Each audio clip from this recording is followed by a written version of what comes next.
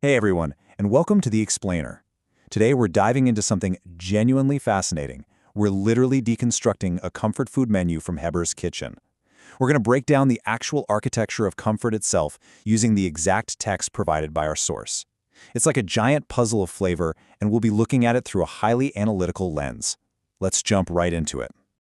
So, to kick things off, we really have to ask ourselves a pretty fundamental question. What exactly happens when a seemingly simple instant noodle promises a whole spectrum of profound experiences? You know, the source material we're looking at today doesn't just give us one option. It presents us with 4 distinct pathways. It's not just a recipe, right? It's a promise of ultimate culinary joy, mapped out across 4 specific flavor profiles. It totally sets up this expectation that we are about to go on a complete journey for the palate. Okay, let's dive into this. The source title promises 4 exact variations: Cheesy Maggi, Curry Maggi, Chilli Garlic Maggi, and Vegetable Masala Maggi. Now notice how deliberately this menu is curated. It doesn't overwhelm you with like 20 different options, but it also doesn't leave you wanting with just one. It gives us this highly specific 4-point compass of taste. And honestly, this right here is the entire foundation for our analysis today. Moving on to Section 1, the Flavor Matrix, where we'll be analyzing the promises. So we're going to take those 4 distinct menu items and really break down the analytical logic behind their names into this brilliant dichotomy. It's basically a tale of 2 sides. On the left side, we've got the decadent and comforting category. This is your Cheesy Maggi and your Curry Maggi. These imply a deep richness, right? It's like a heavy, warm blanket of flavor. But then, on the right side, we totally contrast that with the sharp and robust category, represented by the Chilli Garlic Maggi and the Vegetable Masala Maggi. These names promise something totally different: zesty, aromatic, maybe even some crunchy experiences. It's just this absolute perfect balance of culinary design, pulled straight from the naming conventions in the source. Let's see how this all builds together. We can actually align the specific flavor profiles directly with the recipe names. So dairy and rich perfectly maps to cheesy. Spiced and broth maps directly to curry. Aromatic and heat, well, that's obviously the chili garlic. And finally, garden and classic gives us the vegetable masala.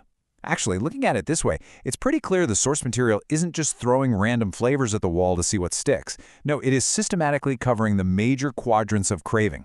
It's a super organized, almost scientific approach to comfort eating.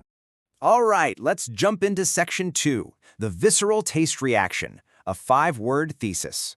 Now, what's really interesting about this next part is we are shifting gears completely. We're moving away from the objective menu and straight into the raw, totally subjective tasting experience. And guys, the shift is incredibly dramatic. Oh, wow. My. Yes. You. I want you to just sit with that and think about it for a second. In the absolute entirety of the spoken transcript provided in our source, this is it. It is a literal masterpiece of culinary ecstasy. After all that perfectly structured setup of the cheesy, the curry, the chili garlic, and the vegetable masala we just talked about, this is the resulting human output. It took exactly 5 words. That's it. Just 5 unpunctuated, completely consecutive words in the transcript to convey a pure, unfiltered emotional reaction to the food. There's no elaborate, poetic description of the cheese melting. There's absolutely no complex monologue about the fiery heat of the chili garlic. There's only this immediate, 5-word primal reaction. It just strips away all the pretense and gets straight to the core of the human experience. So the really crucial takeaway here is how these specific, isolated words of affirmation, namely wow and yes, completely capture the absolute visceral joy of the meal. Think about it. Wow signifies the surprise, right? It's the immediate impact of that flavor matrix we analyzed earlier just hitting the palate all at once. And yes, well, yes is the ultimate culinary affirmation. It's total agreement. It's pure satisfaction. It's the sudden realization that the 4-part promise made by the title has been fully 100% fulfilled. And that brings us to Section 3, the ultimate culinary takeaway, synthesizing joy and flavor. We've really gone on quite a journey in this explainer today, haven't we? We've traced this meticulously balanced 4-part menu directly to an explosive 5-word emotional payoff. But before we wrap up, I want to leave you with one final, kind of provocative thought. I want you to think about the very last word of the source transcript, you. Who exactly is the you in, oh wow, my yes, you? I mean, is it a gesture of profound gratitude directed toward the chef?